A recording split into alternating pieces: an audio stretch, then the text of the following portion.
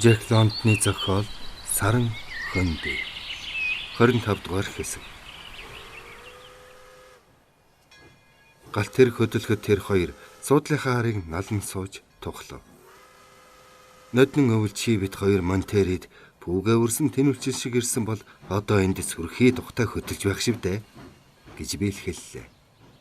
Тэр хоёр уг замаараа буцаж ирэхгүй гэж шийдээд Сан Франциско орох галт тэргэнд суужээ. Өмнө зүгийн цаг уур хүний биеийг сулдаах нөлөөтэй байдаг юм шүү гэж Марк Холл захиж байсан болохоор манай хоёр шөнө сэрвхэн нэлээд зөөлөн үлрэлттэй нутаг болох умар зүг явжээ. Сан Францискогийн булангаар Сосолейт орж эрэг хавийн газрын үзэх бодолтой байв. Тэр бол хоолын хэлснээр жинхэнэ Секвайн орон гин.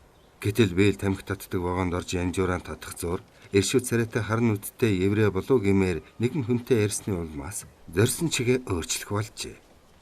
Бэл Саксоныхон захиасыг санаж тохиромжтой үеийг отож байгаад ярилцсан байна. Танихгүй хүний нэрийг Ганстон гэх бөгөөд комиссийн худалдааны хүн учраас түүний яриа маш их сургамжтай тул Саксонч яриаг нь сонслоо. Ганстоныг янжуураа татад дуусмагцсан Бэл манай вагонд орж авгаатай минь танилцаач гэжээ. Кармелд очихоос өмнө Бэл хүнтэй энэ мэтээр харилцаж хараахан чадахгүй байсан биз.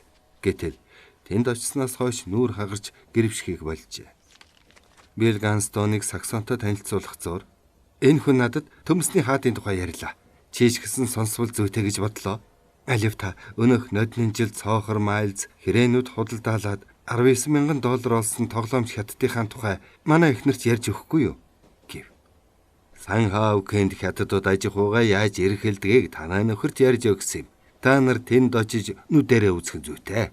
Одоо л очдог цагта шумуул гараагүй байгаа. Black Diamond буюу Антиохт буугаад тэндээс зав юм моторт заваар явж очоод томхон хуйлсан дээр газрыг яаж боловсруулж байгааг үзэж болно.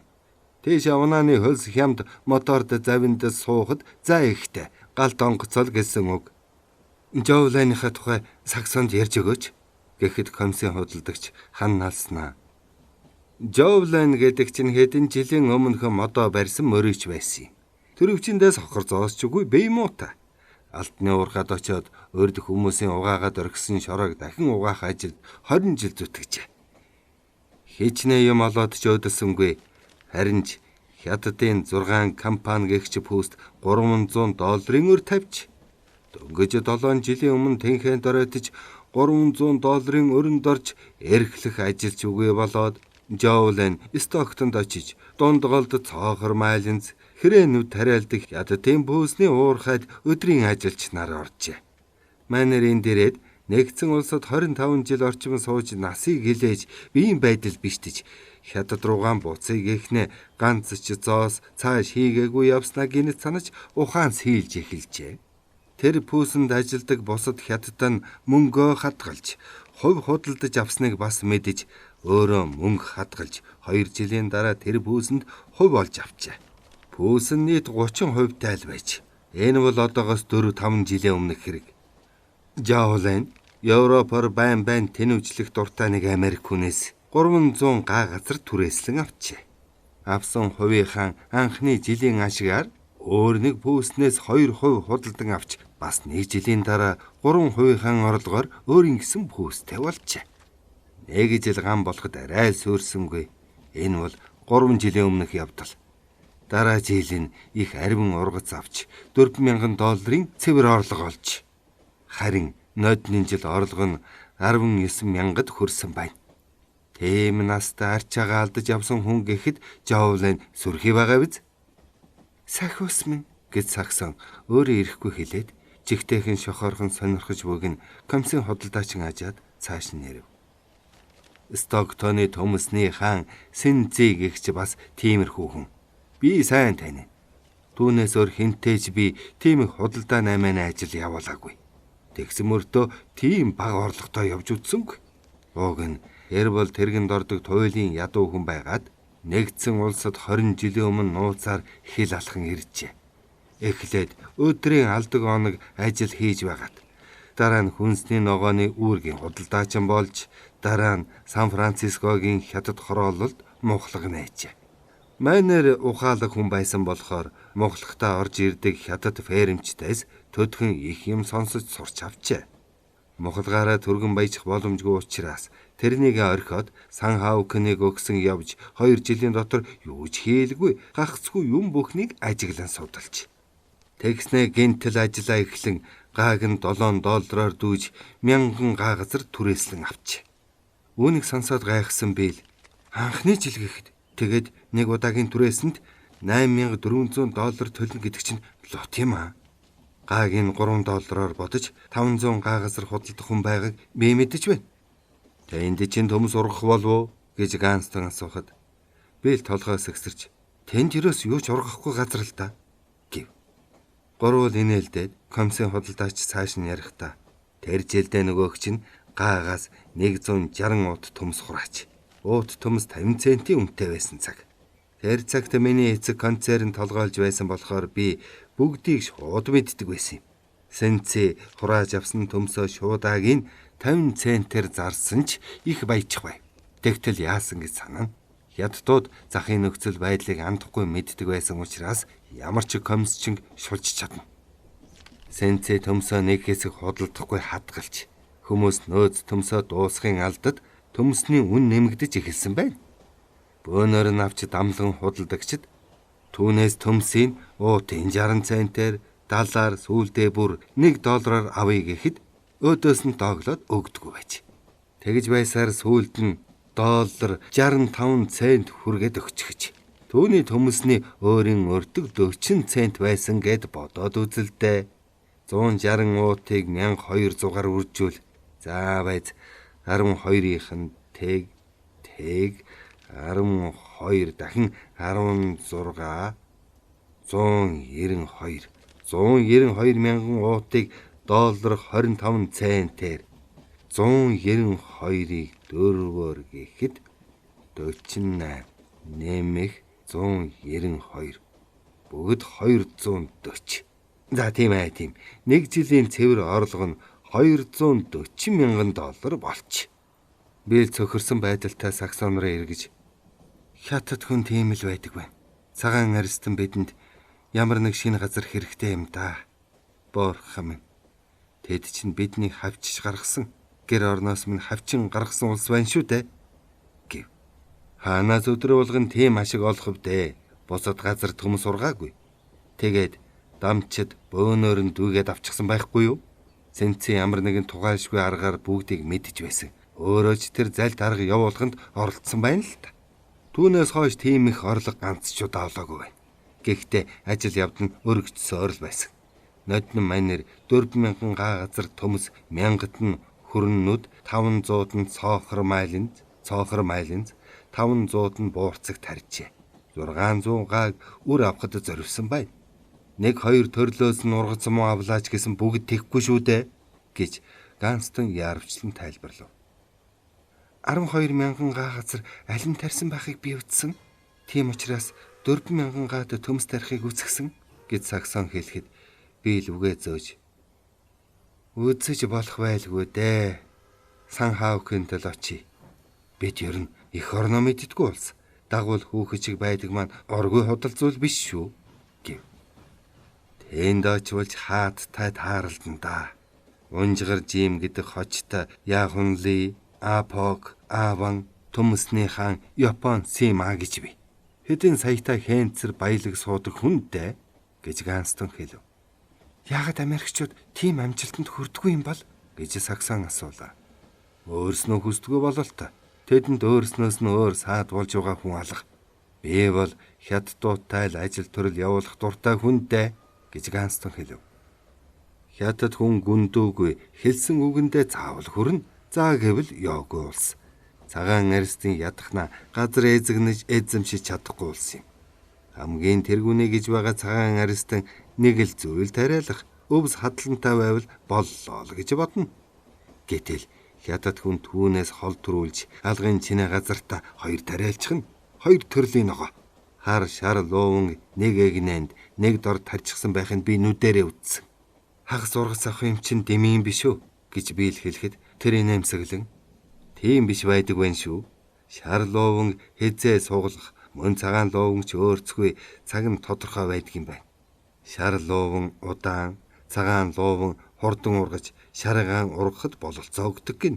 Цагаан лууван болоод хураахад шар лууванд зай сэрэг болж эхэлнэ. Хятадуудын хэмжээнд хүртэл мөнч хол байна да. Цагаан арьстай яагаад хятад хүн шиг байж чаддгүй юм? Хачин юм да гэж би л итгэж ядсан янзтай хэлв. Таны хэлдэг яг зөв шүү. Гэхдээ цагаан арьст хүн үнэндээ тэгж чадахгүй байх юм. Хятад хүн уйггүй ажиллаж газрыг ч өөрийн ажилуулдаг байна. Бүх юм нь зохион байгуулалттай, өөрийн гэсэн системтэй. Цагаан хүн тэмдэглэл хөтөлдөг гэж юр дуулсан уу? Харин хятад хүн хөтөлдөг юм. Юмыг юр таамгаар хийхгүй. Аль ямар ногоо, ямар үнэтэй болохыг ганц зоосны зөрөөгүй мэднэ. Захын хан шиг андахгүй. Ажлыг хоёр үзүүрээс нь эхэлнэ. Захын хан шиг комиссын худалдаач нь биднээс илүү мэднэ. Яагаад тэгж мэддгийг бодоод ухаан хүрдэг юм да. Түүнээс гадна хятад хүн төвчээр ихтэй. Тэгсэн атла зөрүүд зангүй. Жишээлбэл ямар нэг ногоо тариад борлохгүй болох алдаа гарлаа гэхэд цагаан арьс хүн өөрийнхөө зөрүүдсэн зүтгээд алдаагаа ухаарахгүй байдаг. Гэтэл хятад хүн алдаагаа дорн ухаарч хохирлоо багасгах арга сөвөгчлөнө. Газрыг өөрийг нь ажилуулж мөнгө заавал олох хэрэгтэй гэж бодно. Нэгэнд хийсэн алдаагаа ухаарч өчүүхэнч эргэлзэж тэнэгэлзэлгүй, харамсаж цаг алдалгүй шууд анцсан барьж талбайгаа дахин хаглаад өөр ямар нэгэн зүйл тарина. Авхаалжтай хөдлөн доо. Хятад хүн ногоог соёолмогцон хараад л ургах нь үгүй юу хэр зэрэг ургац өхийг андахгүй хэлнэ. Захын хан шиг харгалзан түрэгдэж чадна, удаашруулж чадна. Тохиромжтой цаг ирэхэд ургац нь хураахад бэлэн болно. Хурааж авмагцаа зах дээр гаргана. Хэдэн цагийн турш ярилцахад хятадуудын тухай, аж ахуйгаа эрхэлдэг арга барилын тухай Ганстон хичнээн их ярих тусам Саксон дотор 40 их гомсон. Худалдаачны хэлж буй баримтсэлд үнэн болох нь эргэлзээгүй боловч Саксонд сонирхолтой биш санагдана. Яагад гэвэл сарны хөндийн тухай бодож байсантай даанч авцалдахгүй байжээ. Тэр аманцар зочгчоо боосны дараа би л Саксоны сэтгэлийг засахын тулд "За тэр яах вэ? Чи бит хоёр ямар хятад биш цагаан арьстан. Маруна жаргалаа эдлэн давхих бодол ямар ч хятадын толгойд орж ирэхгүй шүү дээ. Кармелд тэнгисийн усны төрөлт давлгаанд хятад хүн шумбаж гинэ гэж чи ер нь сонссон уу? Спорт дуртада бокс, барилдаан, гүйлт, хариалт хийж байна гэж сонссон уу? Хятад хүн буу өөрч 6 байр газар яваад сайхан зугаалаад сэтгэлэн баясгаж бие амраан чирэгжүүлэх нь байтугай. Ядахтаа нэг муу туулаагнаад иржээ гэж дуулсан уу? Хятад хүн ер нь юу хийдэг юм? Тэд ухан ишиг шиг унтал ажил хийдэг. Өөр төр юм мэдхийг ч хүсэхгүй. Ажил хийхийн төлөө л ажиллаад ямар өвлөгөө хийх вэ? Ажил хийхийн төлөө л ажиллаад байвал ямар өвлөгөө хийх вэ? Би амьдралдаа ажил хийж биш хүйлүүлээ үтсэн. Тэдний хинээс ч дутхгүй ажиллаж чадна. Тэглээгээ чидний юу вэ? Саксон. Чи бит хоёр тэнэж жуулчлах болсон цагаас хойш би нэг зүйлийг сайдраа ойлгосон. Юу вэ гэвэл амьдралд гол нь ажил гэж бодох маань огт худал юм. Элэнцгэн тийм байх хэвд. Бүх насаараа ажил хийж байгаад үхснээс хоолгоо огтлоод баяртай гэсэн дээр би шууны ч буутай, ангийн ч буутай, унах сайхан морьтойж байхыг хүсэж байна. Эхнэрээ хайрлах чадaltaй байхын тулд туйлдаж ядарч зүдрэхгүй явахыг хүсэж байна. Төмс наймаалаад $250,000 олж баяжих ямар утга учиртай юм? Рокфеллерийг хар ганц сүү уухаас өөр юм иддэггүй гэсэн. Гэтэл би шарсан мах идэж чонын ходоочих хоолоо шингээж байна. Надад чимэн чөлөөт цаг хөгжилдөж цэнгэж байх бололцоо л хэрэгтэй. Баярлаж баясах юмгүй амьдралыг ямар амьдрал гэх юм? Би л минтээ. Би дандаа юм байгаасаа гэж боддог боловч үгээр хэлж чадахгүй байсан юм. Намайг зовоож байсан юм чухам энэ юм шүү дээ. Миний бодсон зүйлд ямар нэг юм буруу байна. Тэгэхээр хөдөө сухтч таарахгүй юм байлгүй гэж бодож эхэлсэн шүү. Би тэр Сан Леандрогийн протоколчуудад атаархаагүй. Тэдэн шиг болох юмсан ч гэж хорхоотойгүй. Хагалагчийн хүндээ далматинчууд шиг болоосоо гэж хүсээгүй. Чи ч гэсэн тэдэнд атаархаагүй. Чи бит хоёрт сарны хөндийх хэрэгтэй. Шавьяага хантал баясч байхын тулд нэг их ажил хэрэгцээгүй. Харин хоёулаа тэр хөндийг олон олдлоо хаан шүү. Олдгүй юм а гэхэд Оклендоос гарсан цагаас хойш байгаа шиг ийм зугаатай амьдрах юм шүү. Бийл минь хоёулаа хизээч хамраараа шургачж ойцтлоо ажил хийж байхгүй юм шүү. Тийм ээ? Хизээч тэхгүй гэж Билл итгэлтэй хэлв. Тэр хоёр пүүгээгээ өөрсөр хар алмас хэмээх тархаа олон жижиг байшингаас бүрдсэн жижигхэн тосгонд хурч ирэхэд гол гудамжинд нь хаврын борооноос хойш тоссон боловч одоо хүртэл хатаж ширгээгүй. Гатлах аргагүй шавар шавхаа харлан харагдав. Явган хүний замууд нь маш олон гişгүүр жижиг талбайн улмаас овооч тогоосон мэт харагдана. Америкт ийм газар байна гэхээс үнэмшмээргүй. Харанхуй бохир муусаа мухлагуудын хаалган дээр нэр усан дандаа гадаад нэр учраас Америк хүн гэж хэлж чадхааргүй. Ганц бохир зочдлуудын эзэн грек хүн бай. Грекчүүд энд тэндгүй үзэгдэнэ. Ирчүүл нь өндөр өсгийтэй гутал углаж, толгой дээрээ тавг малгай тавьсан хар бараан царайтай хүмүүс байхад эмэгтэйчүүд нь задгаа үстэй, эрэ мэран дээлтэй, хөөхтүүд нь бадрын боргил балтгархан амьтад бужигналтна. Тэд харь хэлний аялахтаа ярина. Угаас газар дундын тэнгисийн эрг хавийн хүмүүсийн зангаар бие бие рүүгээ чанга дуугаран их л хөхүүн түрэмгий байдлаар хөөрнөлдөх болгоо. Яста нэгдсэн улсын гэмэрэм хаан байна гэж Билл хэлв. Эргийн дагуу загас ногоо шуудлах үйлдвэрүүд их ажилтай харагдана. Ажилчдын дотор Америк хүн байх болов гэж горцсон нь талаар болов. Биллийн хэлснээр мастер нягтлангууд нь Америкчууд, бусд нь дандаа грек, итали, хятад хүмүүс ажээ. Галт онгоцны зогсоолд очиход янз бүрийн тод өнгөөр алаглуулан будсан грек завиудад өдий төдий яргаа загас ачаад явж буй гялтганаж харагдлаа. Галт онгоцны зогсоолын байр орших Нью-Йоркийн сувг хэмэх замгтгол баруун хойд зүг салаалан урсснаа Сакраменто, Сан-Хавкын хоёр мөрний ерөнхий гуйлдралд нийлээд алга болно. Галт онгоцны зогсоолоос цааш загасчдын хэд хэдэн зогсоол, цаашил бол шүүр тор хатаах дамжлагууд харагдана. Тэнд тэрх дуу чимээнээс холхон саксон Билл хоёр пүүгээгээ буулгаж мөрөө амраахаар шийдэв. Дундуур нь хуучирч муудсан буудлын дохио хөөрүүдийн яг дэргдэх гүнзгий усан дотроос ургасан дэгийсэн өндөр зэгс шүрчигнэ. Суурингийн өмнө талд урт гэгчийн хавтгай хөлс харагдах хагаад улянгар мод тэнгэрийн мандалд ташрам арсайлдана. Марк Холлын дөлгөөтэй байдаг салхин термин галлант зураг шиг харагдаж байх чинь юу вэ гэж саксон ажин хэлв. Билл голын адаг цэлих их усны цаана үзэгдэх хэсэг жижигхэн байшингуудын зүг гараар зав. Тэр жижиг байшингуудаас цааш Монтезумын уул толгод мяралцах зэрэглээ мэт хөвөрчээ. Тэр тэндх жижигхэн байшингууд чинь Collinsville мөн. Сакраменто мөрөн Collinsville-ийн дэрэгдүр урсдаг. Тэндээс Рио, Вестайлтон, Willow Grove, ер нь Ганстон ноёны ярьж байсан газруудад очиж болно. Сакраменто, Сан-Хавкын хоёрын завсар гизэг дарсан маш олон арал нарийнхан болон дохой бий гэж Биллийг хэлэхэд саксон өвшээж. Яа сайхан нар вэ? Энд ийм нам хүн байгааг бодоход харь газрын энэ сонин хачин хүмүүс дуу чимээ багтаа улс юм уу та? Хотын хүмүүс отооч гэсэн ажлаа булаацалдаад бие зодож алалтаж байгаа гэж бодохоос хачин санагдана. Тэртэй холоор суудлын галт тэрэг төрчиг тарчиг гэсээр хаяа дахин өнгөрөхөд ой модтой сүрлэг салаа хоёр ойргол нь тэнгэрөөд цойломд харагдах чөтгөрийн их уулын салбар уул цуурайн тархан нүргэлж байснаа дахин зүргэмлэх адил намгэн болох бөгөөд харь хэлээр дуалдан хашгирах буюу голын адаг руу айжхан орж буй загасчны моторт завны түжигнэг чимээ хаяа ганц нэг дуулдана. Тэр хоёроос 100 алхам зайтай газар Нишингний яг дэргэд ганган дарвуулт цагаан онгоц зангуундаа уйгдэн зогсож буй харагдана. Цар том биш боловч дотроо зай ихтэй тоглог баймаар. Пишингийнх нь яндангаар утаа өгнө. Хитэг дээр нь тэнэлж гисэн нэрийг алтан үсгээр товоолгон бичжээ. Давхарлага дээр нь хүзүүнтэй ягаан оролттой нэг эмэгтэй, нэг эр хүний хамт наран чаран хэвтэж бай. Эрэгтэй нь ном чанга унших ба эмэгтэй нь юм ойж бай. Тэр хоёрын хажууд үнэгний ангууч нохой сунан хэвтжээ. Жаргыг гэвэл хотод дэмий байхын хэрэггүй юм да гэж Билл дүнгэнэ.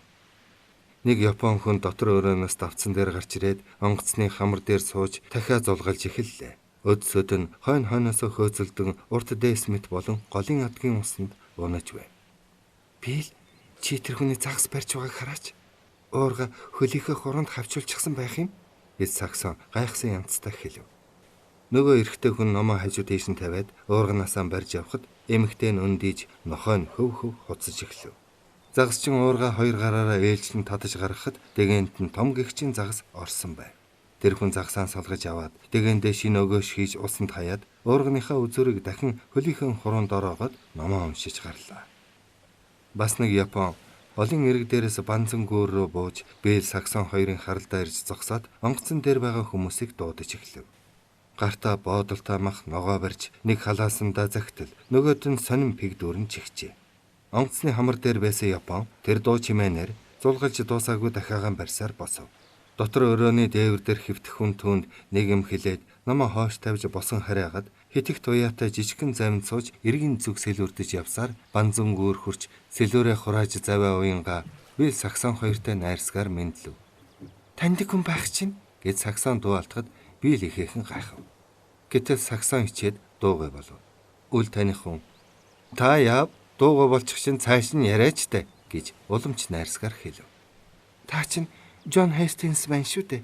Орос Японы дайны үед та сонин сурвалжлагч гээд зурагчин сонд гардаг байсан. Та тун олон юм битсэн. Даанч би ганцын ч уншиж үзээгүй. Тэр чин зөв болж дээ. Таны хэн гэдгв?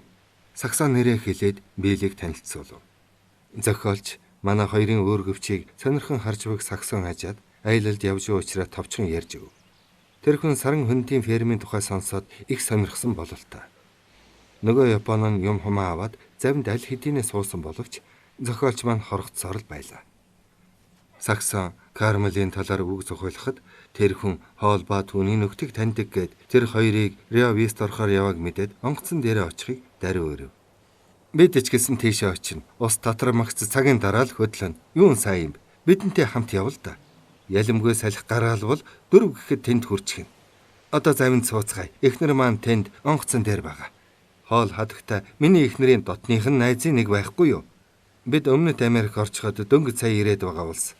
Уг нь Кармелд та бид уулзалтах байж л дээ. Хоол та хоёрын тухай надад бичсэн байсан юм. Тинхүү Саксон амьдралдаа 2 дахь удаага завинд, анх удаага тэнүүлч хэмээх далбаат завинд сууж үзэх боллоо. Зохиолчийн эхнэр Кларач тэр хоёртой нөхөрсгөөр танилцв. Саксон харамгцаал тэр хүүхэнтэй дотнос нь танилцв. Цаатганч мөн өөрсгөө дотонслоо. Тэр хоёр хоорондоо гайхмаар адил тул зохиолч үүнийг нь шууд ажиглаад хоёуланг нь зэрэгцүүл зогсоож байгаад нүдам жихийг нь зөөрлөж гар ус хөлийн шагааг нь анхааралтай ажиглан харж жишиж хэлэхдээ байгаль Кларыг урлан бүтээхдээ ердийн хэлбэрийг эвдэж ер бусын гойлог үсгэлэнтэй болгож зутгажээ гэж бахархан бодож явсан маань биш боллоо гэв. Байгаль бит хоёрыг нэг хэвээр зутгсан бололтой гэж Клара тааварсан тул Саксон тэр хоёр намтраа бие биедээ ярьж эхлэв. Хоёулангийнх нь удам судрын хүмүүс Америкт очсон анхны цагаан арстангууд байж. Кларын эх нь Саксоныхтай адил үхэр тэргээр илчилгүй хээр талыг гаталж Давст нуур хотод өвлжиж байжээ. Мормончуудын цайзуулсан тэр хотод эгч дүүгийн хамт ариун явдал тогтын анхны сургууль байгуулсан ам. Саксоны эцэг Сономад гарсан босолгод оролцож явсан бол Кларын эцэг мөн тэрхүү Сономад иргэний дайнд мөрдөх отряд илсүүлэн Давст нуур хотыг хөрч мормончуудын бослог гарахад цэргийн цагдаагийн даргаар томилогдож байжээ. Бүр сүүлд нь Клара хөлгийн дотор өрөөнөөс Као модон юкулеле гаргаж ирсэн нь Саксоныхтай ихэр мэт адил бөгөөд тэр хоёр Хонолулугийн Ноорхой жаал гэдэг дуу аян нийлүүлэн хөгжимдөж дуулж гарав. Хестингс зангу залган хөдөлгөхөөс өмнө үдлээ гэж өдрийн хоол ундыг хууччлуулын хэлдгээр үдийн хоол цай хэмээн нэрлэв. Саксон хөлгийн жижигхэн өрөөний маш тохилог байгааг харан баярсан. Бэлийн толгой дээвэрт нь хүрэн алдаж байлаа. Жижигхэн өрөөг хаалтаар 2 хуваагаад хаалтнаас нь торгож тогтоосон ширээнд тэд суув. Тод ногоонгийн даавуугаар хулдсан намхан оруудыг өрөөний ингээр залган тавьж өдрийн цагт суух сандал болгодог ажээ. Таазанд нь олон дэгээ хадаж, тэндээс хөшиг зүүж, шинийн цагт буулгаж, Хастингс хадагтан унтхны хэсгийг тусгаарладаг ажээ. Нөгөө талд нь Япончууд унтах ба галтойгоо дарвуулын дор хөлгийн хамар хэсэгт бай. Тэр нь бөхс эргэх зайгүй жижигхэн тул тоогооч нь явган сууж хоолунд бэлтэнэ. Худалдаж авчирсан зүйлээ онгоцон дээр гаргаж ирсэн нөгөө Япон явган ширээ засаж хоолундаар үйлчлэв. Хестингс хоёр зочныхоо тэнүүлчилж яваа тухай эхнэртэй ярьж өгөөд дараа нь ингээд л энэ хоёр маань сарны хөндийн эрэл хайгуулд яваа улс юм байна гэж тайлбарлан хэлв. Тэгэхээр та хоёр чинь гэтэл нөхөр нь огцом дуугарч түүний яриаг таслаад хоёр гийчэндээ аан гэж байгаач сарны хөндийн тухай ярианд багсаг юм би Гэхдээ тэр бол одоохондоо нууц. Саксон, Клара та хоёрын эцэг хоёул байлдаж явсан тэр Сонама хотоос 8 бээрийн газар буюу Сонамагийн хүндид манайхны мал аж ахуй эрхлэгчийн гацаа бий. Хэрв та хоёр манайхны тэр гацаагаар орвол тэр нууцыг мэдэж авах болно. Уг нууц нь та хоёрын сарны хөндийтэй чинь нягт холбоотой гэдэгт би хатуу итгэж байна. Тийм байж болно мэз найзаа гэв. Клара тэр хоёр бие биенээ ингэж дууддаг байв. Клара жуумалцаж байснаа инээ далдаж толгойд өгснө. Манайх хүндээ та хоёрын хайж яваа тэр хүндий чинь байж мэдэх юм гэлээ. Гэвч Хестингс цааш нэг юм яриулахгүй тулд зэмлэх маягтайгаар толгоогоо сэгсрэв. Клара нохоогоо өмх мах эдийг эвэлж үйлчлэх хэрэгтэй шүү дээ гэд Саксонд нэрийн Пеги гэдэг юм. Бид далайн орнуудад байхдаа ах トゥ хоёр Ирланд нохотой байсан боловч хоёул өгсөн. Пеги Посом гэж дууддагсан. Тэгэд энэ нохоог хуучнаад дурсаж Пеги гэдэг юм гэв. Дарвал тонгоцыг жолоотоход хичнээн амархан, гарт хичнээн хөнгөхнийг бодохоос биел гайхна. Хоолундаа яаралгүй идэж уух зур Хэггинс нөгөө хоёр Японо хөдлөхөд бэлт хэмээн гаргав. Тэр хоёр өргөөр буулгаж, татлах суллаж, жижигхэн гохоор зангуугаа өргөж эхлэхийг биел чимээгээр нь мэдэж байлаа. Хэдэн минутын хойно нэг Японо нь хөдлөхөд бэлэн боллоо гэж доош хашгирахад эзэд зочдын хамт гарч ирэв. Дарвал шургыг боцгох нь хэдхэн хормын төдий ажил юм. Дараа нь тоогооч зарц хоёр зангуу янзлах ажилд орж нэг нь уйж бэхэлж байхад нөгөө нь дарвуулыг өргөнө. Хестингс залуурын дэргэд зогсож татуургыг залмагц тэнүүлчин ялимгүй хазааж дарвуулаа салхинд бүхийлгэн аяархан гулгах адил хөдлөн голын адаг чиглэн хөвв. Япончууд өргөөрөө хумаад хоол унданда орлоо. Эргэн дэрэгдэх алаг судалтай хөвөр дохио үл ялэг дайвалзсан бүг Хестингс ажаад төрөлд дөн гэж эхэлж байна гэлээ. Тэдний чиг барин яваа Коллинсвиллийн цагаан жижиг байшингууд намхан хүйсийн цагаар үзэгдэхэн болоход Монтезумын урт нуруу газар тэнгэрийн савсалгад мөн л хүрхийн аргагүй алс хол дүнхээ. Тэнүүлч хөвцөр Монтезумын адгаар өнгөрч Сакраментод орвол Коллинсвилл бүр дэрэгдэн шахам ойр харагдахад Саксон алга ташин баярлаж картон цаасар хийсэн тоглоомын байшингууд шиг юм. Цаадах уул толгодын бэлэн яг л зураг гэж дуалдав. Тэд зэгсэн дундах олон айлын сууц хөвмөл жижигхэн байшин моторгүй онгоцнуудын хажуугаар гарахад мөн л харин нутгийн бололтой бараан арьстай хар нүдтэй эмэгтэйчүүд хүүхэд ирчүүл харагдана. Тэдний онгоц урсгалын дагуу хөвгөд газар ухагч таарлах агаад тэдгэрийн шанах нь голын ёроолыг мэрх адил ухаж авсан элсээ эрг дагуу овоолсон асар их далан дээр асгаж байв. Далангийн хэвгийн хажуу дээр асар том халхавчийг хэдэн зуун метр үргэлжлүүлэн уд модоор хийж ган утас олон мянган тонн гахиураар бэхэлжээ. Уд модны мөчр их түргэн үндэслэдэг учраас халхавчийг ялзарч эхлэх үед модны үндэс нь элсийг тогтоон барьж далангийн шороог нураалгүй байж чаддгийг гэж Хестингс тайлбарлахад би л мөн ч их мөнгөөр бүтдэг ажил байх та гэв. Зардлаа нөгчхнөө энтхийн газрын хөрс дэлхийд хамгийн шимтэй хөрс. Калифорни энэ хэсэг нутаг галландорхуу газар байгаа юм. Бидний хөвж буй энэ усны төвшин хүйснийхээс өндөр гэхэд та үнэмшихгүй биз. Эдгээр хүйс бол ус нэвчих болсон хөлбүүдэл гэсэн үг. Тийм учраас чигжих, засах, усын шавхах гэж өдөр шөнөгүй тасралтгүй ажиллах хэрэг гарна. Гэсэн ч зардлаа нөхнөө. Үнэхээр нөхдөг юм шүү гэлээ. Газар ухагч уул овоошиг овоолсон элс уд модны өдгөн ширэнг чөтгөрийн уулнаас өөр юм өмнө зүгт үзэгдэхгүй. Хай нэг сэлүүрт зав хажуугаар өнгөрөх буюу моддын хоорондоор цэгэн дэглийг нисэж харагдана. Энэ хав их цөлдөө газар юм а гэж Саксоныг хэлэхэд Хестингс инээж сүүлд ингэж бодохоо болондоо гэлээ. Энэ хавийн газрыг Хестингс андахгүй мэдэх тул энд түрээсэлж авсан газар аж ахуйг хэрхэн эрхэлдэг тухай ярьж эхлэв. Англо-саксчууд газар гүйтэж хавчигдж байгаа тухай Саксоныг ярихдаа зэрэг Хестингс энэ сэдвээр ярих болсон юм. Бид чинь өөрийнхөө оронд зэрлэг гахаанаас өөрсгөө амьтад болохыг харуулсан улс. Энэ нутгийн нэг өвгөн хөдөө аж ахуйн туршилт сорилцын станцад ажилчин байсан профессор хүнд надад хөдөө аж ахуйд заах хэрэг байхгүй. Би 5 хуруу шигээ мэдэж байна. Би ч насан туршдаа 3 фермийн газрыг цөлмсөн хүн шүү дээ гэжээ. Чухам тийм хүмүүс л шинэ Англиг дороотолд оруулсан юм. Одоо ч гэсэн асар их газрыг хоосон цөл болгон сүйдэлж байна. Нэг мож улсад бугыг хитрхи их өсгснөөс хүмүүст гай болж олон мянган ферм сонжээ.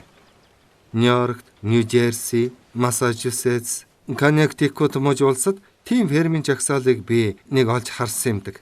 Маш хямдханаар худалдаж байж. Худалдсан үнэ нь зарлгаач нөхөхөөргүй. Ер нь газрыг дайверт нь л өгч байж.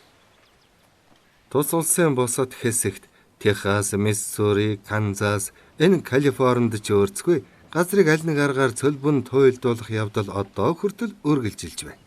Түрээсээр өгсөн фермүүдийг аваад үзье. Миний мэдхээс манай тойргийн газар нэг аж ахуй байсан юмдаг.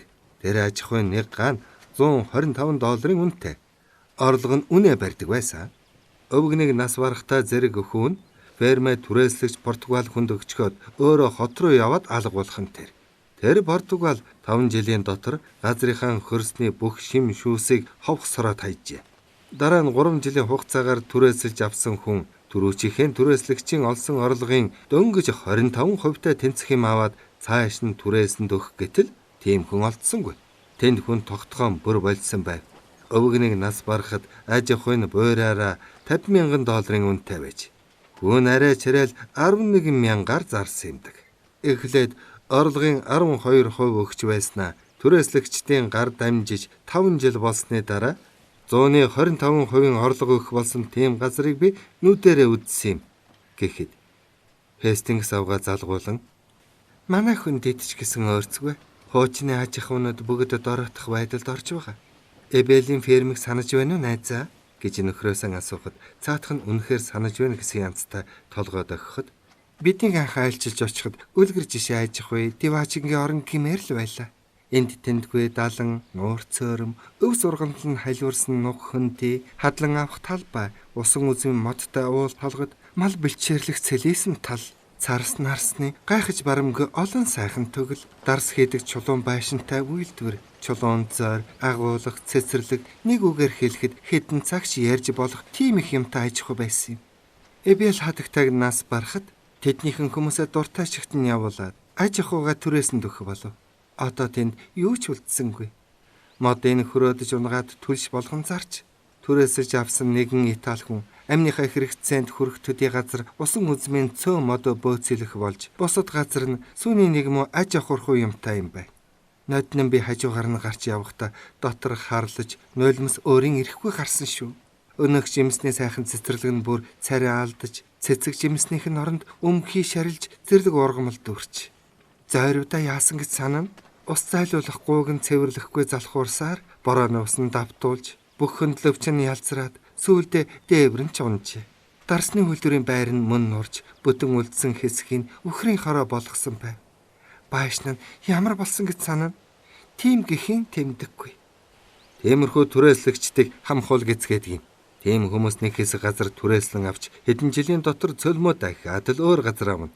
Тэд Хятад, Япон, бусад гадаадынхнаас огт өөр аргатай улс. Ихэнх нь хүйтэн цэвдэг сэтгэлтэй залхуу амьтад.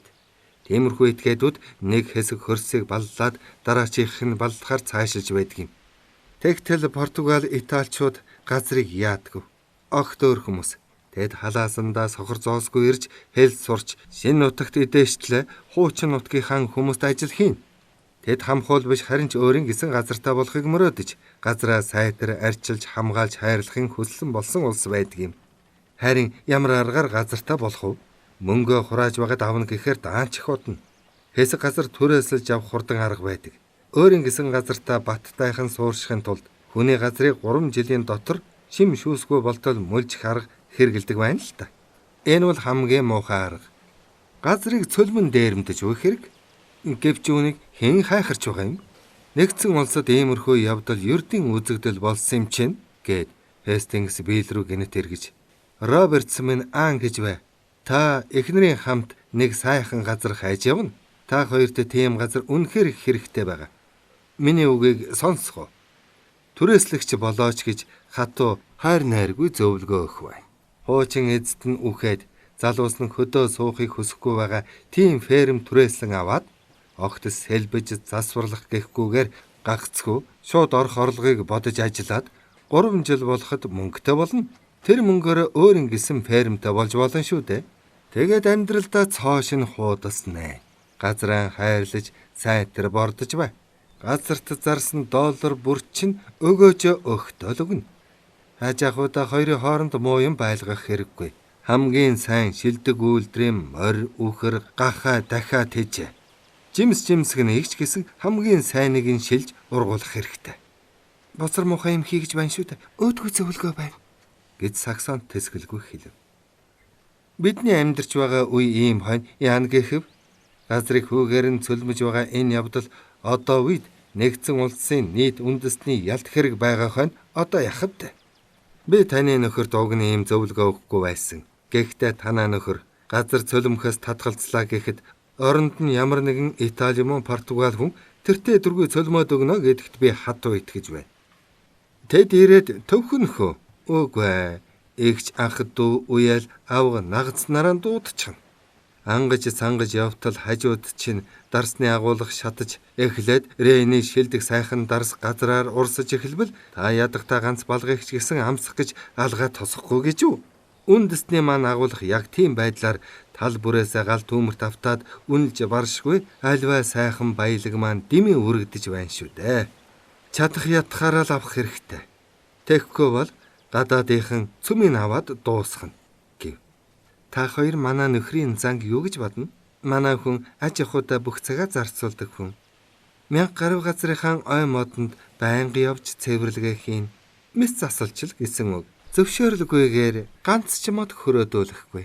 Тэр чи байтугай 100,000 мод нэмж тарьсан. Намхтай хэсгийг хатаах, хөрсийн өгчхээс хамгаалах гэж сувг татах, тижээлийн өвсийн турших гэж бори бокс хийлгүй оролддог хүн байгаа юм. Цөлмөгцөн ойр хөрш фермээс гин худалдан авч газрынх нь хөрсийг сэргээх гэж үйлэ бардаг хүнтэй гэж авгайн хэлв. Мочраас л би мэдэж байгаа юм а ярьж байгаа юм шүү дээ. Төрөчийн зөвлснөө дахин зөвлөе. Би газарт хайртай хүн. Гэхдээ маргааш модоо барьлаа гэхэд 25 га газартаа болохын тулд тухайн нөхцөлд 500 гаг сөнөхөөс буцахгүй. Санамагийн хөндөд очихороо манайхаар очоорой. Би бүгдийг танилцуулж өгөмц. Тэгэхэд та юмны наад цаадах учрыг ойлгох болно. Эвдэлж сүйтлэх, сэргэн босгох гэгч юу болохыг хоёуланг нь үзүүлэмц. Сөнөх газар тааралдаж гэм бошоохон шиг л үлдсэн шим шүүс нь гүйцэд сорж авахыг бодох хэрэгтэй. Тэр тийм байж гэтэл өрөнд баригдсан хүн нүүсчдийн газраас 500 га ойг нь салгаж авъя гэвэл яах вэ? Гэд Хестингс хатагтай инэв. Монтеземон уулын урт нуруу сүүдийн замхрах Сакраментогийн зүүн эрэг дээр тэртээ ургаш Рио Виста хотын бараа харагдав. Тэнүүлч хөлөг дөлгөө мөрний усанд намуухан гулсах адил хөвсөөр онгоц засварын газар зогсоол гүүр барааны агуулгын дэрэгдүүр өнгөрч байна. Хоёр Японд давцсан дээр гарч онгоцны хошуун дээр зогсов. Хестингсийн дохиогоор даруулан буулгаж салхины аясаар хөвж байхад зангуугаан өг гэж тушаалаа. Зангуугаа усан тайж онгоц нь эргэнд бараг тулж очиход жижигхэн зав уд модны мөчөр дор орлоо. Урсгалаад агаад ялмгүй дэшгнэ болбол бид эрэг дээр шууд гарна. Өглөөс ирэхэд өрөөний цонхоор модны мөчөр хамгийн түрүүн харагдана гэж Хестингс хатагтай хэлв. Хүй хараач шумал хатсчихж гэж Саксон жижигхэн хавдар гарсан газраа харуулв. Шумал арай л эрт гарчдаа. Оройхон тийшээ бүр баллан шүү. Нэг удаа би шумуулнаас болоод даруулан зас чадаагүймдаг гэж Хестингс хэлв. Саксон Тэнгис далайхны явдлыг огт мэдэхгүй учраас дэгстүүлж вөгнээс таамаглан сарны хөндөд шумал байдаггүй гэхэд би л түүнийг ойлгон жуумалцсан. Хэдээд ч байдаггүй гэж Хестингс авгаа хэлж байхад нөхөр нь зочноо тухтаа унтуулах зай завсар байхгүй юм да гэж үглэж байлаа. Далайн шороон дээгүүр давхих нэгэн машинд суусан эрэгтэй эмэгтэй залуус тэдэнд хандан нөхдөө гэж баяр хүргэж хашгиралдав. Наадуулаа жижигхэн завин суулгаад эргэн зүг сэлүрдэж яваа Хестингс хариуд нь мөн адил хашгиран баяр хүргэв. Саксон түүний цогцол боолог баярлсан царайг ажаад Марк Холл ер нь Кармелийн хиймэртэй залуусыг дурсан саналаа. 25 дугаар хэсэг төгсөв.